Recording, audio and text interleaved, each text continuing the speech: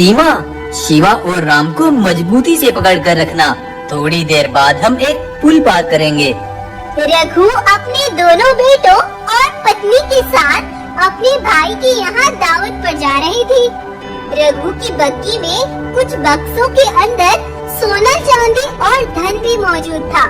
थोड़ी देर चलने के बाद वो पुल भी आ गया। रघु का परिवार आज बहुत खुशी से दावत पर जा रहे थे, लेकिन पुल के बीच में ही उनकी बग्गी में बहुत से बम अचानक से विस्फोट हुए और वो सभी बग्गी से नीचे जा गिरे और बग्गी नदी में जा गिरी। रघु और सीमा आग लगने से घायल हो गए थे और वो वहीं मर गए। शिवा बग्गी में ही था, वो बहुत घायल था और राम पुल पर ही जख्मी हालत में पड़ा था। रघु का परिवार इस हादसे में खत्म हो गया। जब ये खबर रघु के भाई गब्बर को मिलती है तो वो अपनी पत्नी और कुछ सिपाहियों के साथ रघु के ही जंगल पहुंचता है और सभी जंगल वासियों को इकट्ठा करता है। भाइयों, बहुत दुखी के साथ आप सबको बताना पड़ रहा है कि मेरे भाई का पूरा परिवार एक हादसे में खत्म हो गया। क्या? नहीं, रघु महाराज इसे हमें छोड़कर नहीं जा सकते। इस सच्चाई को कबूल करना हम सबके लिए बहुत मुश्किल है, लेकिन मैं हमेशा हर मुश्किल में तुम्हारे साथ हूँ। तब से गब्बर इसी जंगल में रहने लगा। गब्बर और उसके सिपाही ही इस जंगल के जानवरों का ध्यान रखते थे। रघु महाराज हमेशा से चाहते थे कि राम और शिवा उनकी राजगद्दी के मालिक हो, लेकिन वो तो अब कभी वापस नहीं आ सकते। हाँ गाय, लेकिन गब्बर ने जंगल की हर जिम्मेदारी बहुत अच्छे से निभाई है। गब्बर भी जंगल के राजा अच्छे साबित हो सकते हैं। तब सभी जानवर इकट्ठा होते हैं। गब्बर की मेहनत और होशियारी देखकर सबने गब्बर को ही जंगल का राजा बना दिया। रघु की आलीशान जंगल का मालिक अब गब्बर बन गया। गब्बर और उसके सिपाही बहुत मजे की जिंदगी गुजारने लगे।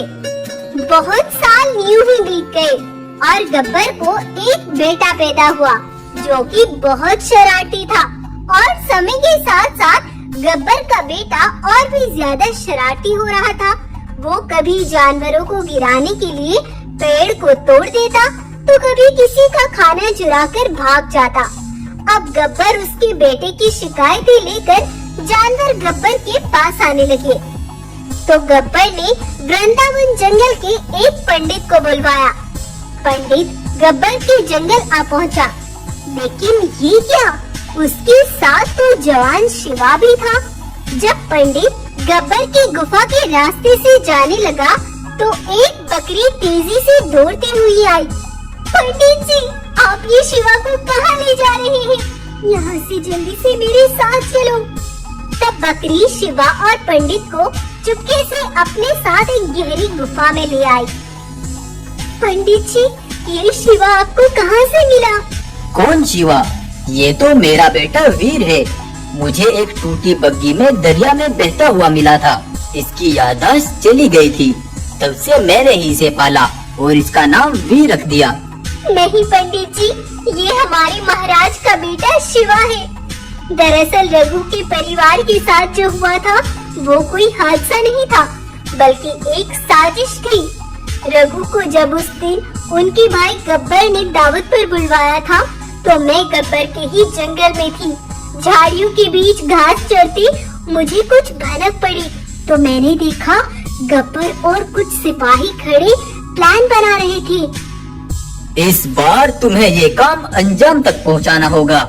इस बक्से में बहुत सारे खतरनाक बारूद बम है, जिनका विस्फोट होते ही रघु का परिवार तो क्या, उसकी छाया भी नहीं बचेगी और फिर उसका आलीशान जंगल मेरे कब्जे में होगा।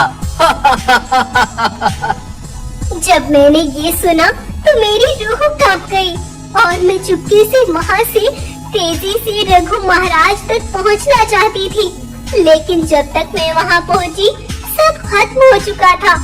शिवा कहीं नजर नहीं आ रहा था और राम की सांसें चल रही थी। तब मैंने राम को उठाया और यहाँ इस गहरी गुफा में ले आई। सालों के इलाज के बाद राम ठीक तो हो गया। लेकिन मुझे हमेशा बस एक ही बात का डर बना रहता है कि अगर गब्बर को पता चल गया तो वो हमें कभी जिंदा नहीं छोड़ेगा। बकरी जब ये सब बता रही होती है तो शिवा को जो कुछ भी हुआ था सब याद आने लगता है और उसकी याददाश्त वापस आ जाती है। वो तेजी से अपने भाई राम को गले से लगाता है और अपने चचा को सबक सिखाने के लिए एक बड़ा प्लान बनाता है। आप जाइए पंडित जी और अपना काम शुरू कर दीजिए। तब पंडित जी गब्बर की गुफा पर जाते हैं। आओ पंडित जी, मैं अपने बेटे के हर दिन बढ़ती शरारत से परेशान आ गया। आप ही कुछ हवन करके इसका समाधान कीजिए। देखो गब्बर, तुम्हारे बेटे को सीख देने और उस पर हवन करने के लिए मुझे एकांत चाहिए। मैं एकांत में बैठकर इसके लिए तपस्या करूँगा, लेकिन तुम्हारे बेटे और मेरे सिवा वहाँ कोई और नहीं होना चाहिए। तब पंडित गब्बर के बेटे के लिए तपस्या करते हैं, लेकिन थोड़ी ही देर बाद गब्बर का बेटा मर जाता है। जब ये गब्बर को पता चलता है तो वो तेजी से वहाँ आता है। नहीं नहीं नहीं, ये नहीं हो सकता। ये क्या हो गया? मैंने अपने जिस बेटे के लिए अपने भाई के पूरे परिवार को मौत के घाट उतार दिया, आज वो भी चल बसा। संतान को खोने का दुख क्या होता है, ये मुझे आज पता चला। मुझे अब जीने का कोई अधिकार नहीं। गब्बर अपनी जान लेने की कोशिश करता है, लेकिन तभी शिवा और राम के साथ सामने से गब्बर का बेटा आता है। उन्हें देखकर गब्बर की आंखों को विश्वास नहीं होता। तुम्हारा बेटा जिंदा है गब्बर, वो तो बस एक नकली खाल है। तुम्हें एक बेटे के मरने की खबर सुनकर ही इतना दुख हुआ, तो सोचो जिसका पूरा परिवार तुमने एक झटके में खत्म कर दिया, उस पर क्या बीती होगी। मुझे माफ कर दो बेटा, मैं तुम्हारा गुनहगार हूँ। तुम मुझे जो सजा देना चाहते हो मुझे कबूल है। अगर सजा ही देनी होती तो अब तक तुम्हारा बेटा मर चुका होता, लेकिन हमें पिताजी के जंगल को फिर से एक साथ मिलकर चलाना होगा। तब से शिवा, राम और गब्बर का बेटा तीनों जंगल को संभालते हैं और रघु के जंगल में फिर से खुशहाली आती है। उठा लाओ उसकी माँ को, वो खुद यहाँ तक खींचा चला आएगा। उधर देवा की गुफा पर भागता हुआ एक भालू आता है और कहता है, महाराज, मुझे पता चला है कि आपकी माँ बहुत बीमार रहती है। जंगल में आज एक बड़े वेद आए हुए हैं, वो साल में सिर्फ एक बार आते हैं। तो ऐसा करो भालू, माँ को लेकर उनके पास जाओ और अच्छे से माँ का इलाज कराओ। तब भालू बागिन को लेकर वहाँ से आ जाता है। जंगल पार करने के बाद भालू अपने ऊपर से वो खाल उतार देता है, जो कि गौरव का ही एक सिपाही था। तभी झाड़ियों से गौरव और उसके सिपाही भी बाहर निकल आते हैं। आओ आओ बागिन आओ, देवा को पाने वाली तुम ही हो ना, लेकिन तुमने उसे पालकर बहुत बड़ी गलती कर दी। देखो, तुमने उसे पाला और बदले में क्या, तुम्हें सिर्फ मौत मिलेगी। लटका दो इसको सूली पर। तब गौरव के सिपाहियों ने उसे पीठ के बल लटका दिया। महाराज, अब उस देवा का क्या करना है? ये खुशखबरी उस तक भी पहुंचा दो। जब ये खबर सुनेगा तो कुत्ते की तरह खींचा चलाएगा। तब गौरव के सिपाही एक पत्र को एक बक्से में रखकर नदी में छोड़ देते हैं, जिसकी दिशा देवा की नदी तक पहुंचती थी। उधर देवा के जंगल में कुछ जानवर पानी पीने के लिए आए हुए थे, तो उन्होंने वो बक्सा अपने और आते देखा और जब उसे खोला तो उसमें एक पत्र था। वो संदेश जानवरों ने अपने महाराज देवा तक पहुंचा दिया। देवा ने पूरा पत्र पढ़ा और बेचैन हो गया। अकेला ही वो गौरव तक पहुंचने के लिए निकल पड़ा। तो बस यहीं तक थी बहादुरी। तुम अभी भी बच्चे हो, भूलो मत कि किससे दुश्मनी की है। और देखो, आज भी उसी मोड़ पर आ खड़े हुए हो, और वो भी ऐसा ही मंजर था जैसा आज से 10 साल पहले हुआ था। आज से 10 साल पहले आया था एक ऐसा मोड़ जिसने बाप बेटे के बीच ला खड़ी की थी एक ऐसी दीवार जिससे दोनों एक दूसरे की जान लेने पर तुले हुए हैं। और कैसे एक बाघिन शेर की माँ बन गई, चलिए देखते हैं। बच्चों, तुम्हारी माँ नहीं रही क्योंकि तुमने उन्हें मार डाला। वो कमजोर थी, छोटे दिल की थी। ऐसा कमजोर और रहमदिल मुझे बिल्कुल पसंद नहीं है। ये तुम भी अच्छे से अपने दिमाग में बैठा लो। दरअसल आज से 10 दिन पहले माहेशमती शेरनी ने अपने 2 बच्चों को जन्म दिया। माहेशमती की सोच थी कि वो अपने दोनों बेटों को रहमदिल और सच्चा राजा बनाएगी, लेकिन वहीं उसका पति गौरव बिल्कुल अलग था। वह चाहता था कि उसके दोनों बेटे उसी की तरह बेरहम, मजबूत और कट्टर दिल बने। तुम मेरे बच्चों को ऐसा कुछ नहीं सिखाओगे जिससे ये तुम जैसे बेरहम और खूनी बने। ये मेरे बेटे हैं। आज ही मैं इन्हें जंगल के बीच ले जाकर खड़ा करूँगा। अगर ये जंगली शिकारियों के सामने डटे रहे तो ये मेरे असली बेटे हैं और उसके बाद शुरू होगी इनकी असली परवरिश। गौरव अपने छोटे बेटे देवा और बड़े बेटे भल्लाल को बीच जंगल में लाकर खड़ा कर देता है और तभी पीछे से एक चीता उनका शिकार करने के लिए उनकी तरफ बढ़ने लगता है।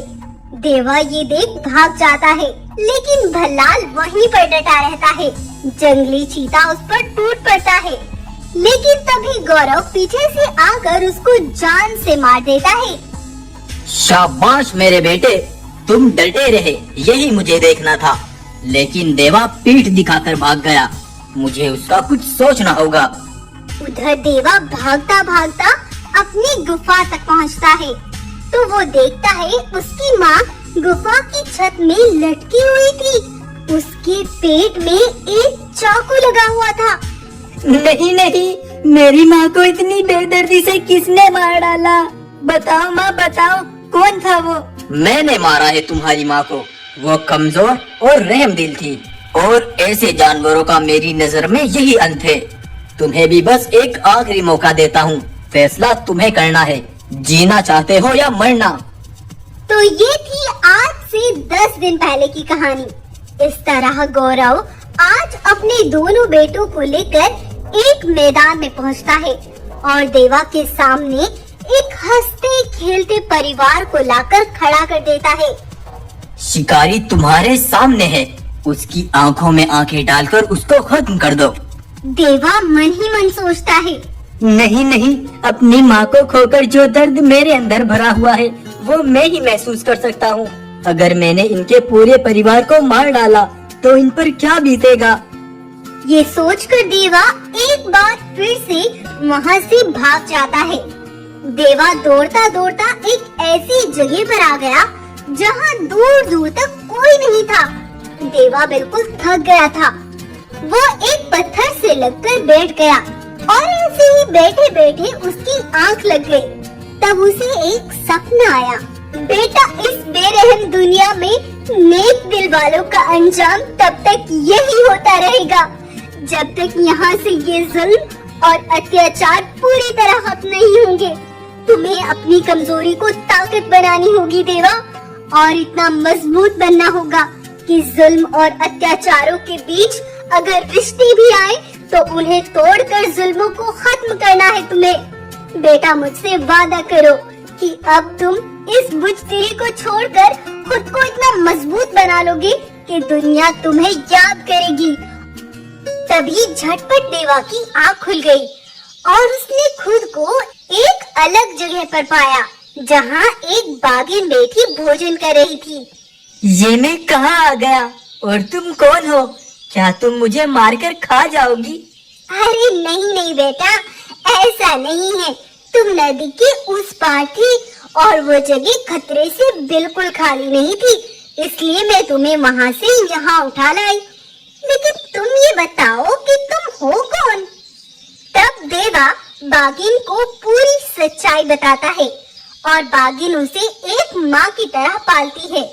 समय कब बीत गया जैसे पता ही नहीं चला और देवा जवान हो गया। एक बार कुछ ऐसा हुआ कि देवा के इसी जंगल में कुछ खतरनाक शिकारी घुस आए जो यहाँ के जानवरों को बुरी तरह मार कर खत्म कर रहे थे। तब बाघिन दौड़ती हुई अपने बेटे देवा के पास गई। बेटा, हमारे जंगल में शिकारी घुस आए हैं। जंगल में कोई भी ऐसा बड़ा जानवर नहीं है जो उनसे लड़ने की ताकत रखता हो। अगर कोई उनसे मुकाबला कर सकता है तो वो तुम हो देवा। तब देवा तेजी से बाघिन के साथ वहीं पहुंचता है और उन सब को उठा कर फेंकने लगता है। देवा की ऐसी ताकत देख बाघिन भी हैरान थी। उन खतरनाक शिकारियों को देवा ने मौत की नींद सुला दिया। तब बाघिन ने जानवरों को इकट्ठा किया। देवा ने जिस तरह से हमारे जंगल की रक्षा की है और दुश्मनों पर हमला करने के साथ साथ जंगल के साथियों को भी बचाया है, ऐसा बहादुर और ताकतवर योद्धा ही होता है जंगल का असली राजा। तब से देवा को ही जंगल का राजा बना दिया गया। इस तरह से देवा रहमदिल और कमजोर शेर से ताकतवर और निडर शेर बन गया। अब उसने अपनी माँ का वादा पूरा करने की ठान ली थी और सभी अत्याचारों को रास्ते से हटाने का खुद से वादा कर लिया था। तो ये थी आज से 10 साल पहले की कहानी। और आज भी देवा के पिता गौरव ने उसकी सौतेली माँ बाघिन को मारने के लिए उसे लटका दिया था।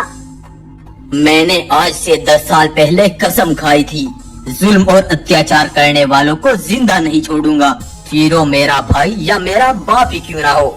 देवा, घुटने टेक दो, तुम अकेले हो और हम साथ। मैं अकेला ही काफी हूँ।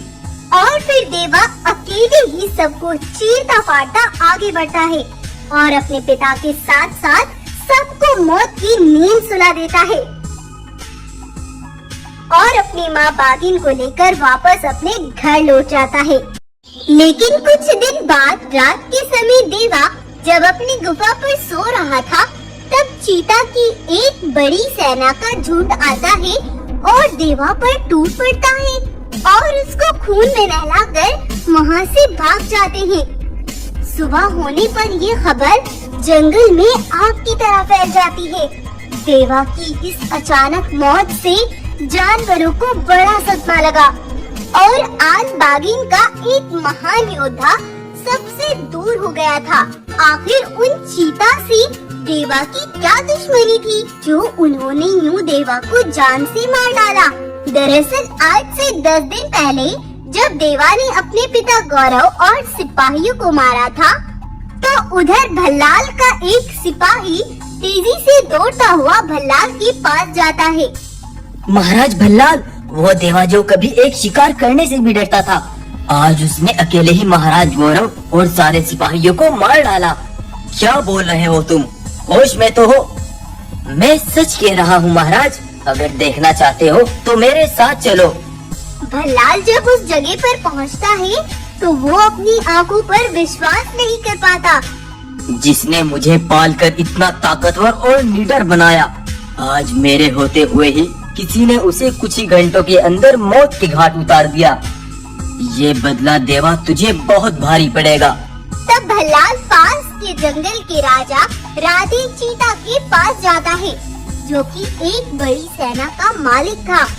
मेरे छोटे भाई ने वो किया जिसकी मुझे उम्मीद भी नहीं थी, लेकिन अब मैं भी वो करूँगा जो उसने कभी सोचा भी नहीं होगा। ऐसा क्या हुआ भल्लाल, जो तुम इतने गुस्से में हो? तब भल्लाल राधे को पूरी बात बताता है।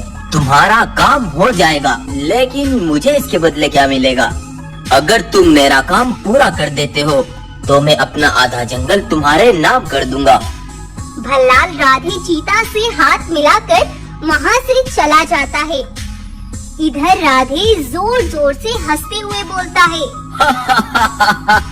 गौरव का बेटा इतना मूर्ख निकलेगा, ये तो कभी गौरव ने भी नहीं सोचा होगा, जो अपने सबसे बड़े दुश्मन से ही हाथ मिलाने चला आया। भल्लाल, अब तेरा आधा जंगल नहीं, पूरा जंगल हथियाऊंगा। देखता जा अब मैं क्या करता हूँ। इस तरह से चीता के सिपाहियों ने जाकर देवा को जान से मार डाला था और देवा को मारकर राधे के सारे सिपाही भल्लाल के पास पहुंचते हैं। भल्लाल, तुम्हारा काम पूरा हो गया, लेकिन अब मेरा काम बाकी है। सिपाहियों, मार डालो भल्लाल को भी। ये सुनकर भल्लाल की आंखें खुली की खुली रह जाती हैं और राधे के सिपाही भल्लाल पर हमला करने ही वाले थे कि तभी राधे के सामने देवा खड़ा होता है। उसे देख सभी बहुत दंग रह जाते हैं। तुम जिंदा कैसे हुए? तुम्हें तो मैंने मरवा डाला था ना। लेकिन ये देवा जिंदा कैसे हुआ? दरअसल देवा मरा ही नहीं था, क्योंकि जब भल्लाल राधे से हाथ मिलाने गया तो उनके बीच की सारी बातें पेड़ पर बैठी एक चील कान लगाकर सुन रही थी। तब उड़ती उड़ती वो देवा के पास आ गई और उसने देवा को पूरी बात बताई। वो सब तुम्हें मारने की साजिश रच चुके हैं महाराज। आज रात वो तुम पर हमला जरूर करेंगे। तुमने मुझे ये खबर ला कर दी, तुम्हारा बहुत बहुत शुक्रिया। अब आगे मुझे क्या करना है ये मैं अच्छे से जानता हूँ। तब देवा रात में अपने ही जैसी एक नकली खाल को वहाँ रख देता है और वहाँ से चला जाता है। इस तरह राधे के सिपाहियों ने देवा पर नहीं बल्कि उसकी खाल पर हमला किया था। जिस काम को तू पिछले 20 सालों से नहीं कर पाया, तूने सोचा कि वो तू एक रात में कर लेगा, लेकिन मेरे होते हुए तू मेरा जंगल और मेरे भाई भल्लाल का बाल भी बांका नहीं कर पाएगा। और तभी वहाँ पर देवा के सिपाही भी आ जाते हैं। यह देख राधे के सिपाही और राधे डर के मारे कांपने लगते हैं। मुझे एक मौका दो देवा, आज से मैं कभी तुम्हारे रास्ते में नहीं आऊँगा। राधे अपने सिपाहियों को लेकर वहाँ से चला जाता है और भल्लाल भी अपने भाई देवा से माफी मांगता है। आज तक तुमने जो भी किया उसे भूल जाओ और अब तुम हमेशा सच का साथ दोगे। इस तरह भल्लाल और देवा दोनों मिलकर अपने जंगल में सुकून और अमन कायम करते हैं। सीख, गौरव की घटिया सोच उसी के साथ मर जाती है और माहेशमती का अच्छाई की तरफ उठाया हुआ एक कदम आज सफल हो गया और यहीं पर इस कहानी का अंत हो गया। तो आपको आज की हमारी कहानी कैसी लगी हमें कमेंट करके जरूर बताएं।